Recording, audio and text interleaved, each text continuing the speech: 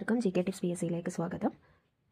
December 20 ശനിയാഴ്ച നടന്ന beat forest officer എക്സാമിൻ്റെ ക്വസ്റ്റ്യൻ പേപ്പറാണ് നമ്മൾ ഇന്ന് ആദ്യം ഡിസ്കസ് ചെയ്യുന്നത്.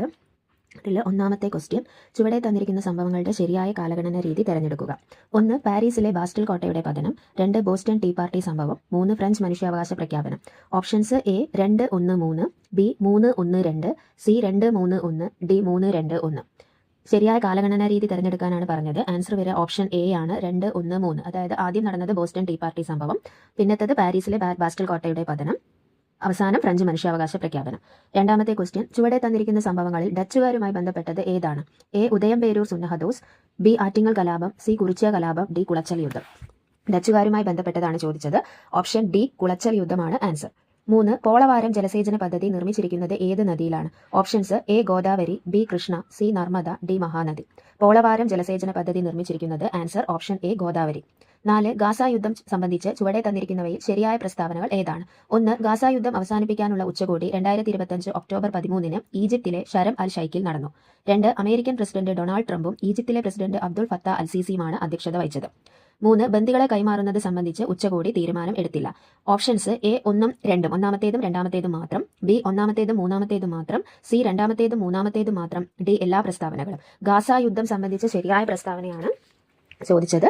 ആൻസർ വരിക ഓപ്ഷൻ എ ആണ്, ഒന്നാമത്തേതും രണ്ടാമത്തേതും മാത്രം. അതായത് ഗാസ യുദ്ധം അവസാനിപ്പിക്കാനുള്ള ഉച്ചകോടി 2025 ഒക്ടോബർ 13 ഈജിപ്തിലെ ഷരം അൽ ഷൈഖിൽ നടന്നു.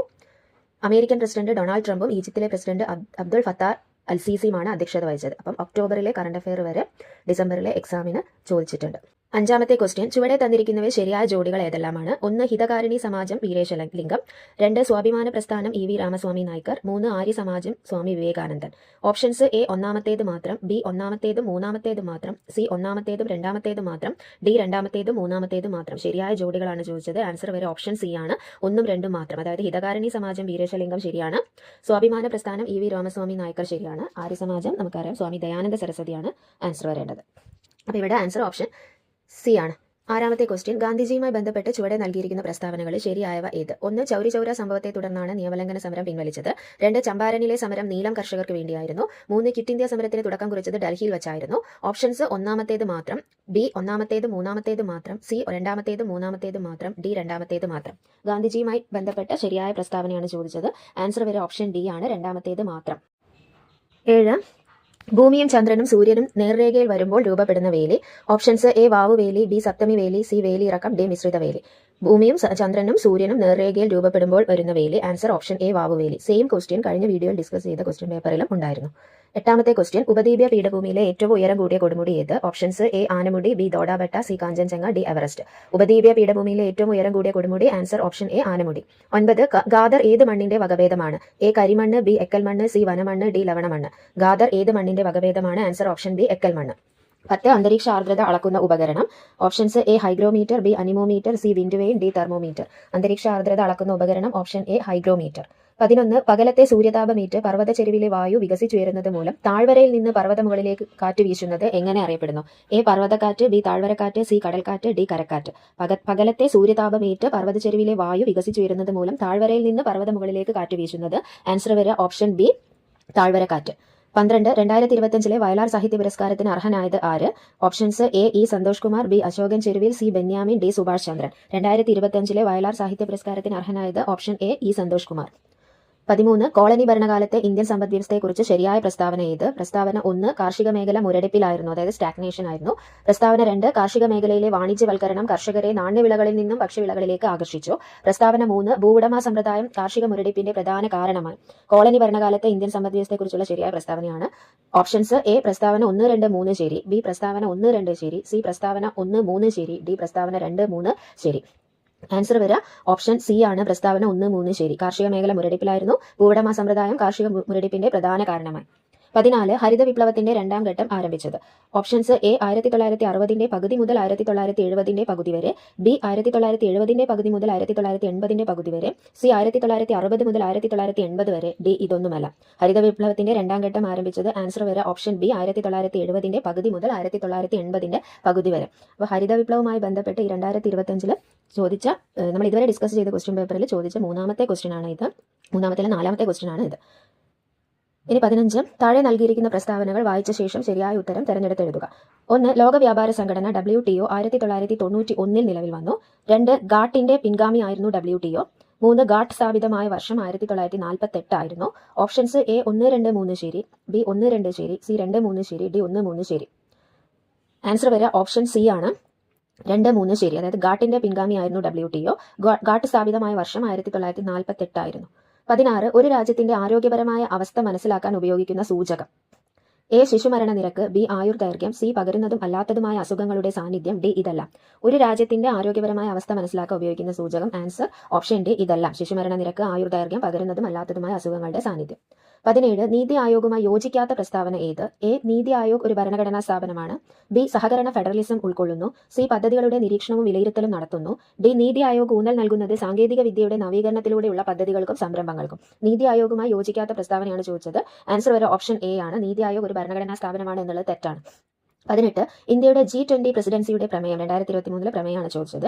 A ഒരു രാജ്യം ഒരു കുടുംബം ഒരു ഭാവി, B ഒരു ഭൂമി ഒരു കുടുംബം ഒരു ഭാവി, C ഒരു ഭൂമി ഒരു ഭാവി ഒരു ലോകം, D ഇതൊന്നുമല്ല. ഇന്ത്യയുടെ G20 പ്രസിഡൻസിയുടെ പ്രമേയം 2023 ഇന്ത്യ അധ്യക്ഷത വഹിച്ച G20 ഉച്ചകോടിയുടെ പ്രമേയമാണ് ചോദിച്ചത്. ആൻസർ വരെ ഓപ്ഷൻ B ആണ്, ഒരു ഭൂമി ഒരു കുടുംബം ഒരു ഭാവി. 19. 6 മുതൽ 14 വയസ്സ് വരെയുള്ള എല്ലാ കുട്ടികൾക്കും സൗജന്യവും നിർബന്ധിതമായ വിദ്യാഭ്യാസത്തിന് വ്യവസ്ഥ ചെയ്തിരിക്കുന്നത് ഏത് വർഷത്തെ ഭരണഘടനാ ഭേദഗതിയാണ്? Options A 2000, B 2002, C 2005, D 2007. 6 മുതൽ 14 വയസ്സ് വരെയുള്ള എല്ലാ കുട്ടികൾക്കും സൗജന്യവും നിർബന്ധിതമായ വിദ്യാഭ്യാസം വ്യവസ്ഥ ചെയ്തിരിക്കുന്ന ഭരണഘടനാ ഭേദഗതി. ആൻസർ വരെ ഓപ്ഷൻ B 2002 ആണ്.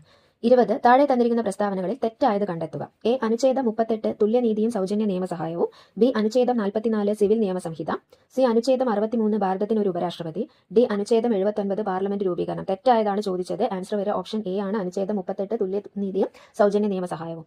21. ഒരു ബിൽ പണബില്ലാണോ എന്ന് തീരുമാനിക്കാനുള്ള അധികാരം നിക്ഷിപ്തമായിരിക്കുന്നത് A Lok Sabha secretary, B president, C Lok Sabha speaker, D cabinet. ഒരു ബില്ല് മണി ബിൽ അല്ലെങ്കിൽ പണബില്ലാണോ എന്ന് തീരുമാനിക്കാനുള്ള അധികാരം നിക്ഷിപ്തമായിരിക്കുന്നത്. Answer option C Lok Sabha speaker. 22. വിവരാവകാശ നിയമപ്രകാരം എത്ര വർഷം മുൻപ് വരെയുള്ള വിവരങ്ങളാണ് ലഭ്യമാകുന്നത്? A 10 വർഷം, B 15 വർഷം, C 20 വർഷം, D 25 വർഷം. വിവരാവകാശ നിയമപ്രകാരം എത്ര വർഷം മുൻപ് വരെയുള്ള വിവരങ്ങളാണ് ലഭ്യമാകുന്നത്? ആൻസർ വരിക ഓപ്ഷൻ C 20 വർഷം. 23. ജുഡീഷ്യൽ റിവ്യൂ എന്ന ആശയം ആദ്യമായി അവതരിപ്പിച്ച case. A privy purse abolition case 1871, B Marbury versus Madison case 1803, C Golaknath case 1967, D Kesavananda Bharati case 1973. അപ്പം ഇതിലൊരു തെറ്റ് ക്വസ്റ്റ്യനിലുണ്ട്. പ്രിവിപ്പേഴ്സ് അബോളിഷൻ കേസ് 1871 അല്ല, 1971 ആണ്. അപ്പം ആൻസർ വരും ഓപ്ഷൻ B ആണ്, മൾബറി വേഴ്സസ് മാഡിസൺ കേസ് ആണ് ആൻസർ വരുന്നത്. ഇനി ക്വസ്റ്റ്യൻ 24. താഴെ തന്നിരിക്കുന്നവയിൽ തെറ്റായ പ്രസ്താവന ഏത്? 1. ഇന്ത്യൻ ഭരണഘടനയുടെ ഭാഗം 6 ഇന്ത്യൻ പാർലമെന്റ് ഉൾപ്പെട്ടിരിക്കുന്നത്. 2. ഇന്ത്യൻ രാഷ്ട്രപതി ലോക്സഭയിലെയും രാജ്യസഭയിലെയും അംഗമല്ല. 3. ഇന്ത്യൻ പാർലമെന്റ് ഒരു ദ്വിമണ്ഡല സഭയാണ്. 4. പാർലമെന്റ് എന്ന പദം ഉത്ഭവിച്ചത് പാർലർ എന്ന ഇംഗ്ലീഷ് പദത്തിൽ നിന്നാണ്. Options A 2, 3, B 1, 2, C 2, 4, D 1, 4. തെറ്റായ പ്രസ്താവനയാണ് ചോദിച്ചത്. ആൻസർ വരിക ഓപ്ഷൻ D ആണ്, 1, 4. ഇന്ത്യൻ ഭരണഘടനയുടെ ഭാഗം 6 ഇന്ത്യൻ പാർലമെന്റ് ഉൾപ്പെട്ടിരിക്കുന്നത് തെറ്റാണ്. പാർലമെന്റ് എന്ന പദം ഉത്ഭവിച്ചത് പാർലർ എന്ന ഇംഗ്ലീഷ് പദത്തിൽ നിന്നാണ് എന്നുള്ളതും തെറ്റാണ്. 25. മതപരമായ ആചാരങ്ങൾ തീരുമാനിക്കാനുള്ള അവകാശം അതാത് മതങ്ങൾക്ക് നൽകുന്ന അനുച്ഛേദം. ഓപ്ഷൻസ് A അനുച്ഛേദം 25, B അനുച്ഛേദം 26, C അനുച്ഛേദം 27, D അനുച്ഛേദം 28. മതപരമായ ആചാരങ്ങൾ തീരുമാനിക്കാനുള്ള അവകാശം നൽകുന്ന അനുച്ഛേദം ഓപ്ഷൻ B ആണ്, അനുച്ഛേദം 26. 26. പ്രൊരോഗഷൻ എന്നത്. ഓപ്ഷൻസ് A ഒരു സിറ്റിംഗ് അവസാനിക്കുന്നു, B ഒരു ലോക്സഭയെ പിരിച്ചുവിടുന്നു, C ഒരു സെഷൻ അവസാനിക്കുന്നു, D ഇതൊന്നുമല്ല. പ്രൊരോഗഷൻ എന്നത് ആൻസർ വരിക ഓപ്ഷൻ C ആണ്, ഒരു സെഷൻ അവസാനിക്കുന്നു. 27. താഴെ തന്നിരിക്കുന്നവയിൽ ഇന്ത്യൻ തെരഞ്ഞെടുപ്പ് കമ്മീഷൻ ഏത് നടനെയാണ് വോട്ടർ ബോധവൽക്കരണത്തിനായി നിലവിൽ ദേശീയ പ്രതീകമായി അംഗീകരിച്ചിരിക്കുന്നത്? Options A Vidya Balan, B Mammootty, C Rajinikanth, D Rajkummar Rao. Indian തെരഞ്ഞെടുപ്പ് കമ്മീഷൻ വോട്ടർ ബോധവൽക്കരണത്തിനായി ദേശീയ പ്രതീകമായിട്ട് അംഗീകരിച്ചിരിക്കുന്ന നടനാണ് ചോദിച്ചത്. ആൻസർ വരെ ഓപ്ഷൻ D രാജ്കുമാർ റാവു. 28. നിരാമയ ആരോഗ്യ ഇൻഷുറൻസ് പദ്ധതി പ്രകാരം സംസ്ഥാനത്തിലെ അംഗപരിമിതർക്ക് എത്ര രൂപയാണ് വാർഷിക ചികിത്സാ സഹായം ലഭിക്കുന്നത്? Options A 50,000, B 1 lakh, C 2 lakh, D 5 ലക്ഷം. നിരാമയ ആരോഗ്യ ഇൻഷുറൻസ് പദ്ധതി പ്രകാരം സംസ്ഥാനത്തിലെ അംഗപരിമിതർക്ക് വാർഷിക ചികിത്സാ സഹായമായി ലഭിക്കുന്ന തുക. ആൻസർ ഓപ്ഷൻ B 1 ലക്ഷം. 29. കേരളത്തിൽ MC ജോസഫൈന് തൊട്ട് മുൻപ് വനിതാ കമ്മീഷൻ ചെയർപേഴ്സൺ ആയിരുന്ന വ്യക്തി. Options A advocate P Sathidevi, B Shrimati M Kamalam, C justice Sreedevi, D Shrimati KC Rosakutty. MC ജോസഫൈന് തൊട്ട് മുൻപത്തെ വനിതാ കമ്മീഷൻ ചെയർപേഴ്സണെയാണ് ചോദിച്ചത്. Answer option D Shrimati KC Rosakutty. 30. താഴെ തന്നിരിക്കുന്നവയിൽ കേരള ഗവൺമെന്റിന്റെ സൗജന്യ ക്യാൻസർ ചികിത്സാ പദ്ധതി. A ആരോഗ്യ ജാഗ്രത, B ആയുർദളം, C വർണ്ണം, D സുകൃതം. കേരള ഗവൺമെന്റിന്റെ സൗജന്യ ക്യാൻസർ ചികിത്സാ പദ്ധതി. Answer option D Sukrutham. 31. P സച്ചിദാനന്ദന്റെ ഏത് നോവലിനാണ് കഥാപാത്രങ്ങൾക്ക് പേര് നൽകാത്തത്? എ. മരണ സർട്ടിഫിക്കറ്റ്, ബി. ജൈവ മനുഷ്യൻ, സി. ഉത്തരായനം, ഡി. ആൾക്കൂട്ടം. പി സച്ചിദാനന്ദന്റെ കഥാപാത്രങ്ങൾക്ക് പേര് നൽകാത്ത നോവലാണ് ചോദിച്ചത്. ആൻസർ വരെ ഓപ്ഷൻ എ മരണ സർട്ടിഫിക്കറ്റ് ആണ്. 32. ഓസോൺ പാളിയുടെ ശോഷണത്തിന് കാരണമാകുന്ന പ്രധാന വാതകം? A. Oxygen, B. Carbon monoxide, C. Hydrogen, D. Chlorofluorocarbon. Ozone പാളിയുടെ ശോഷണത്തിന് കാരണമാകുന്ന പ്രധാന വാതകം? Answer option D chlorofluorocarbon. 33. താഴെ പറയുന്നവയിൽ പൂർണ്ണമായും ജീവിതശൈലി രോഗം അല്ലാത്തത് ഏതാണ്? A. Cancer, B. Malaria, C. പ്രമേഹം, ഡി. അമിതഭാരം. പൂർണ്ണമായും ജീവിതശൈലി രോഗം അല്ലാത്തത്? ആൻസർ ഓപ്ഷൻ ബി മലേറിയ കൊതുക് പരത്തുന്ന രോഗമാണ്. 34. മനുഷ്യ ശരീരത്തിൽ പിത്തരസം ഉൽപ്പാദിപ്പിക്കുന്ന അവയവം? Options A. കരൾ, ബി. ചെറുകുടൽ, സി. പിത്താശയം, ഡി. വൃക്ക. പിത്തരസം ഉൽപ്പാദിപ്പിക്കുന്ന അവയവം? ആൻസർ ഓപ്ഷൻ എ കരളാണ്. പിത്താശയം അത് സംഭരിച്ചു വയ്ക്കുകയാണ് ചെയ്യുന്നത്. 35. സൺഷൈൻ വിറ്റാമിൻ എന്നറിയപ്പെടുന്ന ജീവകം? Options A. ജീവകം ഡി, ബി. ജീവകം സി, സി. ജീവകം എ, ഡി. ജീവകം ഇ. സൺഷൈൻ വിറ്റാമിൻ എന്നറിയപ്പെടുന്ന ജീവകം? ആൻസർ വരെ ഓപ്ഷൻ എ ജീവകം ഡി ആണ്. 36. പിങ്ക് റിബൺ ഏത് രോഗത്തിന്റെ ബോധവൽക്കരണ പ്രതീകമാണ്? Options A. AIDS, B. സ്തനാർബുദം, സി. കുഷ്ഠം, D. Corona. Pink ribbon answer വരെ ഓപ്ഷൻ ബി സ്തനാർബുദമാണ്. റെഡ് റിബൺ ആണ് എയ്ഡ്സ് രോഗത്തിന്റെ ബോധവൽക്കരണത്തിനുള്ള പ്രതീകം. പിങ്ക് റിബൺ സ്തനാർബുദത്തിന്റെ ബോധവൽക്കരണത്തിനുള്ള പ്രതീകമാണ്. 37. കേരളത്തിൽ സർക്കാർ തലത്തിൽ നടപ്പിലാക്കി വരുന്ന മരണാനന്തര അവയവദാന പദ്ധതി? Options A. Ananyam, B. Karunyasparsham, C. Sahayahastham, D. Mritasanjeevani. കേരളത്തിൽ സർക്കാർ തലത്തിൽ നടപ്പിലാക്കി വരുന്ന മരണാനന്തര അവയവദാന പദ്ധതി? ആൻസർ വരെ ഓപ്ഷൻ ഡി മൃതസഞ്ജീവനി. 38. പാസ്കൽ നിയമം പ്രയോജനപ്പെടുത്തുന്നത്? എ. സിറിഞ്ചിന്റെ പ്രവർത്തനം, ബി. Hydraulic ബ്രേക്കുകളിൽ, C. ദന്ത ഡോക്ടറിന്റെ കസേരയിൽ, ഡി. ഇവയിലെല്ലാം. പാസ്കൽ നിയമം പ്രയോജനപ്പെടുത്തുന്നത്? ആൻസർ വരെ ഓപ്ഷൻ ഡി ഇവയിലെല്ലാം. സിറിഞ്ചിന്റെ പ്രവർത്തനത്തിൽ പാസ്കൽ നിയമം പ്രയോജനപ്പെടുത്തുന്നുണ്ട്, ഹൈഡ്രോളിക് ബ്രേക്കുകളിൽ, ദന്ത ഡോക്ടറിന്റെ കസേരയിൽ. 39. ഇലക്ട്രോമാഗ്നറ്റിക് തരംഗങ്ങളെ സംബന്ധിച്ച് താഴെ പറയുന്നവയിൽ ശരിയല്ലാത്തത് ഏത്? 1. എല്ലാം വ്യത്യസ്ത വേഗമുള്ളവയാണ്. 2. മൊബൈൽ ഫോണിൽ മൈക്രോവേവ്സ് ഉപയോഗിക്കുന്നു. 3. പ്രവേഗ വ്യത്യാസം വരുത്തുന്ന ഇലക്ട്രോണുകളിൽ നിന്നാണ് റേഡിയോ വേവ്സ് ഉണ്ടാകുന്നത്. ഓപ്ഷൻസ് എ 3 മാത്രം, ബി 2 3, സി 1 3, ഡി 1 2. ശരിയല്ലാത്തതാണ് ചോദിച്ചത്. ആൻസർ വരെ ഓപ്ഷൻ ഡി ആണ് 1 2. എല്ലാം വ്യത്യസ്ത വേഗത ഉള്ളവയാണ്, തെറ്റാണ്. മൊബൈൽ ഫോണിൽ മൈക്രോവേവ്സ് ഉപയോഗിക്കുന്നു, തെറ്റാണ്. 40. 20 കിലോഗ്രാം ഭാരമുള്ള ഒരു വസ്തു നിശ്ചലാവസ്ഥയിൽ നിന്നും 20 മീറ്റർ പെർ സെക്കൻഡ് പ്രവേഗം ആർജിക്കുന്നു. ഈ വസ്തുവിൽ ചെയ്ത പ്രവൃത്തി? അപ്പോൾ ഓപ്ഷൻസ് നോക്കാം. Options A 4000 joule, B -4000 joule, C 2000 joule, D 400 joule. Answer വരിക ഓപ്ഷൻ എ 4000 ജൂൾ ആണ്. അപ്പോൾ ഇവിടെ 20 കിലോഗ്രാം ഭാരമുള്ള വസ്തു നിശ്ചലാവസ്ഥയിൽ നിന്നും 20 മീറ്റർ പെർ സെക്കൻഡ് പ്രവേഗം ആർജിക്കുന്നു എന്നാണ് പറയുന്നത്. അപ്പോൾ ഇവിടുത്തെ പ്രവൃത്തിയുടെ അളവ് എന്ന് പറയുന്നത് ഗതികോർജ്ജം അല്ലെങ്കിൽ കൈനറ്റിക് എനർജിക്ക് തുല്യമാണ്. അപ്പോൾ ഗതികോർജ്ജം അല്ലെങ്കിൽ കൈനറ്റിക് എനർജി കാണാനുള്ള ഇക്വേഷൻ ഹാഫ് mv² ആണ്. ഇവിടെ m എന്ന് പറയുന്നത് 20 കിലോഗ്രാം ആണ്. ആദ്യ പ്രവേഗം നിശ്ചലാവസ്ഥയിൽ നിന്നായതുകൊണ്ട് 0 ആണ്, അപ്പോൾ അത് പരിഗണിക്കേണ്ടതില്ല. അന്ത്യപ്രവേഗം v എന്ന് പറയുന്നത് 20 മീറ്റർ പെർ സെക്കൻഡ് ആണ്. അപ്പോൾ നമുക്ക് കൈനറ്റിക് എനർജി ഹാഫ് mv² ചെയ്യുമ്പോൾ ആൻസർ 4000 ജൂൾ കിട്ടും. അതായത് ഹാഫ് ഇൻറ്റു 20, എമ്മിന് പകരം 20, വി സ്ക്വയറിന് പകരം 20 × 20. ഹാഫ് ഇൻറ്റു 20 × 20 × 20 ചെയ്യുമ്പോൾ നമുക്ക് ആൻസർ 4000 ജൂൾ കിട്ടും. 41. 2025 നവംബർ 2-ാം തീയതി ISRO ഭ്രമണപഥത്തിൽ എത്തിച്ച സ്പേസ് ക്രാഫ്റ്റ് CMS-03യുമായി ബന്ധപ്പെട്ട് ശരിയായത് തിരഞ്ഞെടുക്കുക. 1. LVM-3 എന്ന വിക്ഷേപണ റോക്കറ്റാണ് ഇതിനായി ഉപയോഗിച്ചത്. 2. LVM-3യുടെ മൂന്നാമത്തെ ഓപ്പറേഷൻ പറക്കലാണിത്. 3. ഇതൊരു കമ്മ്യൂണിക്കേഷൻ സാറ്റലൈറ്റ് ആണ്. 4. ഭാരം കുറവായതിനാൽ വിക്ഷേപണം എളുപ്പമായിരുന്നു. Options 1 3, B A 1 3, B 2 3, C 3 4, D എല്ലാം ശരിയാണ്. 2025 നവംബർ 2-ാം തീയതി ISRO ഭ്രമണപഥത്തിൽ എത്തിച്ച സ്പേസ് ക്രാഫ്റ്റ് CMS-03യുമായി ബന്ധപ്പെട്ട് ശരിയായതാണ് ചോദിച്ചത്. ആൻസർ വരിക ഓപ്ഷൻ എ ആണ് 1 3. LVM-3 എന്ന വിക്ഷേപണ റോക്കറ്റാണ് ഇതിനായി ഉപയോഗിച്ചത്. ഇതൊരു കമ്മ്യൂണിക്കേഷൻ സാറ്റലൈറ്റ് ആണ്. 42. താഴെ പറയുന്ന 3 ക്വാണ്ടം സംഖ്യകളാൽ രേഖപ്പെടുത്തിയിരിക്കുന്ന ഓർബിറ്റലുകളിൽ ഏതിനാണ് കാന്തികക്ഷേത്രത്തിന്റെ അഭാവത്തിൽ ഒരേ ഊർജ്ജം ഉണ്ടായിരിക്കുക? 1 n1 l0 m0, 2 n3 l2 m1, 3 n2 l0 m0, 4 n3 l2 m0, 5 n2 l1 m0. Options A 1 2, B 2 3, C 2 4, D 3 5. Answer വരാം ഓപ്ഷൻ സി ആണ് 2 4, n3 l2 m1, n3 l2 m0. 43. താഴെ പറയുന്നവയിൽ ഏത് ക്രമീകരണമാണ് അതിനു നേരെ പരാമർശിച്ചിരിക്കുന്ന സ്വഭാവത്തിന് അനുസൃതമല്ലാത്തത്? A lithium less sodium less potassium less rubidium ലോഹ ആരത്തിന്റെ ആരോഹണക്രമം. B boron less carbon less nitrogen less oxygen അയണീകരണ ഊർജ്ജത്തിന്റെ ആരോഹണക്രമം. C iodine less bromine less fluorine less chlorine electron gain എൻതാൽപ്പിയുടെ ആരോഹണക്രമം. ഡി എൽ aluminium less magnesium less sodium ion ആണ് ലെസ് ഫ്ലൂറിൻ അയോണിക വലുപ്പത്തിന്റെ ആരോഹണക്രമം. അപ്പോൾ ആൻസർ ശരിയല്ലാത്തതാണ് ചോദിച്ചത്. ആൻസർ വരാം ഓപ്ഷൻ ബി ആണ്. അതായത് boron less carbon less nitrogen less oxygen അയണീകരണ ഊർജ്ജത്തിന്റെ ആരോഹണക്രമം എന്നുള്ളത് തെറ്റാണ്. 44. ലോഹ സ്ഥാനചലന പ്രതിപ്രവർത്തനങ്ങളെക്കുറിച്ചുള്ള ശരിയായ പ്രസ്താവന ഇത്. എ. ഇരുമ്പ് കോപ്പർ സൾഫേറ്റിൽ നിന്ന് കോപ്പറിനെ നീക്കം ചെയ്യുന്നു. ബി. സിങ്ക് മഗ്നീഷ്യം സൾഫേറ്റിൽ നിന്ന് മഗ്നീഷ്യത്തെ നീക്കം ചെയ്യുന്നു. സി. കോപ്പർ ലെഡ് സൾഫേറ്റിൽ നിന്ന് ലെഡിനെ നീക്കം ചെയ്യുന്നു. ഡി. മെർക്കുറി സിങ്ക് സൾഫേറ്റിൽ നിന്ന് സിങ്കിനെ നീക്കം ചെയ്യുന്നു. ശരിയായ പ്രസ്താവനയാണ് ചോദിച്ചത്. ആൻസർ വരെ ഓപ്ഷൻ എ ആണ്. ഇരുമ്പ് കോപ്പർ സൾഫേറ്റിൽ നിന്ന് കോപ്പറിനെ നീക്കം ചെയ്യുന്നു. 45. 2025 രസതന്ത്ര നോബൽ സമ്മാനം ലഭിച്ചവരുടെ പട്ടികയിൽ ഉൾപ്പെടാത്തത് ആര്? A. Susumu Kitagawa, B. Omar Yaghi, C. John M Martinez, D. Richard Robson. 2025 രസതന്ത്ര നോബൽ സമ്മാനം ലഭിച്ചവരുടെ പട്ടികയിൽ ഉൾപ്പെടാത്തതാണ് ചോദിച്ചത്. ആൻസർ വരെ option C John M Martinez ആണ്. 46. താഴെ പറയുന്നവയിൽ കിളിപ്പാട്ട് വൃത്തമായി അറിയപ്പെടുന്നത് ഏതാണ്? A. Tarangini, B. Nathonnatha, C. Mandakranta, D. Keka. കിളിപ്പാട്ട് വൃത്തമായി അറിയപ്പെടുന്നത് ആൻസർ വരെ ഓപ്ഷൻ ഡി കേക. 47. മലയാളത്തിലെ ആദ്യ നിശബ്ദ ചലച്ചിത്രത്തിന്റെ പേര്? Options A. Vigathakumaran, B. Balan, C. Marthandavarma, D. Neelakuyil. മലയാളത്തിലെ ആദ്യ നിശബ്ദ ചലച്ചിത്രം ആൻസർ ഓപ്ഷൻ എ. വിഗതകുമാരൻ. 48. മാപ്പിളപ്പാട്ടിലെ ഈണത്തിന്റെ താളക്രമം അറിയപ്പെടുന്നത്? എ. കഴുത്ത്, ബി. ഇശൽ, സി. വാൽക്കമ്പി, ഡി. വാലുമൽ കമ്പി. മാപ്പിളപ്പാട്ടിലെ ഈണത്തിന്റെ താളക്രമം അറിയപ്പെടുന്നത് ഓപ്ഷൻ ബി. ഇശൽ. 49. ഇന്ത്യൻ ക്രിക്കറ്റിൽ സച്ചിന് മുൻപ് ജന്മം കൊണ്ട ബാറ്റിംഗ് ഇതിഹാസം ആരാണ്? A. Ravi Shastri, B. Sunil Gavaskar, C. Dilip Vengsarkar, D. Sourav Ganguly. Indian ക്രിക്കറ്റിൽ സച്ചിന് മുൻപ് ജന്മം കൊണ്ട ബാറ്റിംഗ് ഇതിഹാസം answer option B Sunil Gavaskar. 50. തക്ബുർണി എന്ന സമകാല നോവൽ രചിച്ചതാര്? A. R Rajashree, B. Vandana, C. Vinoy Thomas, D. S. Harish. തക്ബുർണി എന്ന സമകാല നോവൽ രചിച്ചത് answer option B Vandana. SCRT സീരീസിൽ 7th സ്റ്റാൻഡേർഡിലെ ബേസിക് സയൻസിലെ 6ാമത്തെ പാഠം താപം നിത്യജീവിതത്തിൽ. താപം പദാർത്ഥങ്ങളുടെ അവസ്ഥയിൽ മാറ്റം വരുത്താൻ കഴിയുന്ന ഊർജ രൂപമാണ് താപം. താപം ഒരിടത്ത് നിന്ന് മറ്റൊരിടത്തേക്ക് പ്രവഹിക്കുന്നതിന് പറയുന്ന പേരാണ് താപപ്രേഷണം അല്ലെങ്കിൽ ട്രാൻസ്മിഷൻ ഓഫ് ഹീറ്റ്. വിവിധ താപപ്രേഷണ രീതികൾ. ഒന്നാമത്തേതാണ് ചാലനം.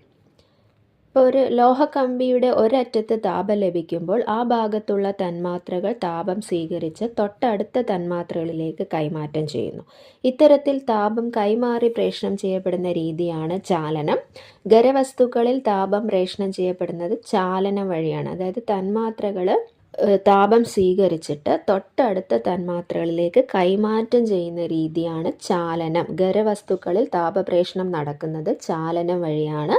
ചാലനത്തിൻ്റെ ഇംഗ്ലീഷ് ടേമാണ് കണ്ടക്ഷൻ. ഇനി സുചാലകങ്ങളും കുചാലകങ്ങളും. ചാലനം വഴി താപം നന്നായി കടത്തിവിടുന്ന വസ്തുക്കളെ സുചാലകങ്ങളെന്നും താപം നന്നായി കടത്തിവിടാത്ത വസ്തുക്കളെ കുചാലകങ്ങളെന്നും പറയുന്നു. ഇനി ദ്രാവകങ്ങളിലും വാതകങ്ങളിലുള്ള താപപ്രേഷണ രീതിയാണ് സംവഹനം അല്ലെങ്കിൽ കൺവെക്ഷൻ.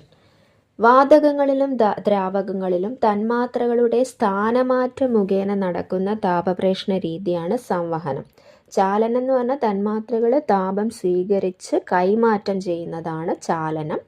സംവഹനം എന്ന് പറഞ്ഞാൽ തന്മാത്രകളുടെ സ്ഥാനമാറ്റത്തിലൂടെ താപം പ്രേഷണം ചെയ്യപ്പെടുന്ന രീതിയാണ് സംവഹനം അല്ലെങ്കിൽ കൺവെക്ഷൻ. ദ്രാവകങ്ങളിലും വാതകങ്ങളിലും സംവഹനമാണ് നടക്കുന്നത്.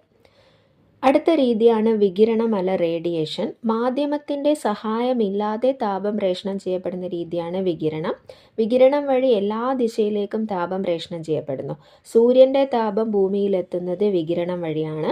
ഇരുണ്ടതോ പരുപരുത്തതോ ആയ പ്രതലങ്ങളേക്കാൾ വെളുത്തതോ മിനുസമുള്ളതോ ആയ പ്രതലങ്ങൾ വികിരണത്തെ കൂടുതൽ പ്രതിഫലിപ്പിക്കും.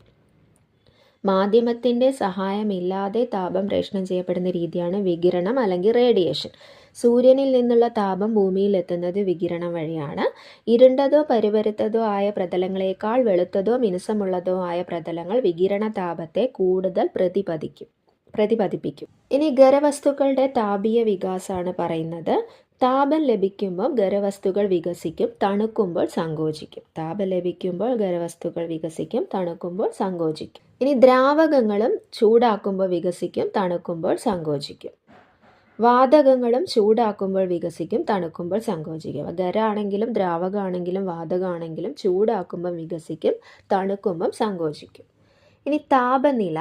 താപത്തിൻ്റെ അളവിനെ സൂചിപ്പിക്കുന്ന പദമാണ് താപനില. ഡിഗ്രി സെൽഷ്യസ്, ഫാരൻഹീറ്റ് എന്നീ യൂണിറ്റുകളാണ് താപനില സൂചിപ്പിക്കുന്നതിന് ഉപയോഗിക്കുന്നത്. ശരീര താപനില അളക്കാൻ ക്ലിനിക്കൽ തെർമോമീറ്റർ ആണ് ഉപയോഗിക്കുന്നത്. സാധാരണ അവസ്ഥയിൽ മനുഷ്യ ശരീരത്തിൻ്റെ താപനില 37 ഡിഗ്രി സെൽഷ്യസ്, അതായത് 98.6 ഡിഗ്രി ഫാരൻഹീറ്റ് ആണ്. താപത്തിൻ്റെ അളവിനെ സൂചിപ്പിക്കുന്ന പദമാണ് താപനില. താപനില സൂചിപ്പിക്കാൻ ഉപയോഗിക്കുന്ന യൂണിറ്റുകളാണ് ഡിഗ്രി സെൽഷ്യസ്, ഫാരൻഹീറ്റ് മുതലായവ. ശരീര താപനില അളക്കാൻ ഉപയോഗിക്കുന്ന ക്ലിനിക്കൽ തെർമോമീറ്റർ ആണ്. സാധാരണ ശരീര താപനില 37 ഡിഗ്രി സെൽഷ്യസ്, ഫാരൻഹീറ്റ് ആണ് 98.6 ഡിഗ്രി ഫാരൻഹീറ്റ് ആണ്. ഇനി കരക്കാറ്റും കടൽക്കാറ്റും. അതിലാദ്യം കടൽക്കാറ്റ്. ജലത്തേക്കാൾ വേഗത്തിൽ കര ചൂടുപിടിക്കുകയും വേഗത്തിൽ തണുക്കുകയും ചെയ്യും. അതുകൊണ്ട് പകൽ സമയങ്ങളിൽ കരയ്ക്ക് കടലിനേക്കാൾ ചൂട് കൂടുതലാണ്. അപ്പം കരയുടെ തൊട്ട് മുകളിലുള്ള വായു, നമ്മൾ പറഞ്ഞു ഖരാണെങ്കിലും ദ്രാവകമാണെങ്കിലും വാതകമാണെങ്കിലും ചൂടാകുമ്പോൾ വികസിക്കും. അപ്പോൾ കര ചൂടായതുകൊണ്ട് കരയ്ക്ക് തൊട്ട് മുകളിലുള്ള വായു ചൂട് പിടിക്കും. അപ്പോൾ അത് വികസിച്ച് മുകളിലേക്ക് പോകും. അപ്പം കരയുമായി താരതമ്യപ്പെടുത്തിയാൽ കടലിൻ്റെ മുകളിലുള്ള വായു തണുത്തതാണ്. അപ്പോൾ കരയിലെ ചൂട് പിടിച്ച വായു മുകളിലേക്ക് പോകുമ്പം കടലിന് മുകളിലെ തണുത്ത വായു ഈ സ്ഥലത്തേക്ക് വരും. മർദ്ദം കുറയുന്നത് കൊണ്ട് കടലിൽ നിന്ന് വായു കരയിലേക്ക് വരും. ഇങ്ങനെയാണ് കടൽക്കാറ്റ് ഉണ്ടാകുന്നത്. അപ്പോൾ പകൽ സമയത്ത്, അതായത് ജലത്തേക്കാൾ വേഗത്തിൽ കര ചൂട് പിടിക്കും, വേഗത്തിൽ തണുക്കുകയും ചെയ്യും. അപ്പോൾ പകൽ സമയത്ത് കരയായിരിക്കും കൂടുതൽ ചൂട് കടലിനെ അപേക്ഷിച്ച്. അപ്പോൾ കരയുടെ മുകളിലുള്ള വായുവും ചൂട് പിടിക്കും. അങ്ങനെ ഈ ചൂട് പിടിക്കുന്ന വായു വികസിച്ച് ഉയർന്നു പൊങ്ങും. ആ സ്ഥലത്തേക്ക് കടലിൽ നിന്നും തണുത്ത വായു വരും. ഇങ്ങനെയാണ് കടൽക്കാറ്റ് ഉണ്ടാകുന്നത്. ഇനി രാത്രിയിലാണെങ്കിലോ കര വേഗം തണുക്കും, കടൽ സാവധാനെ തണുക്കും. അപ്പോൾ കരയെ അപേക്ഷിച്ച് കടലിൻ്റെ മുകളിൽ ചൂട് കൂടുതലായിരിക്കും.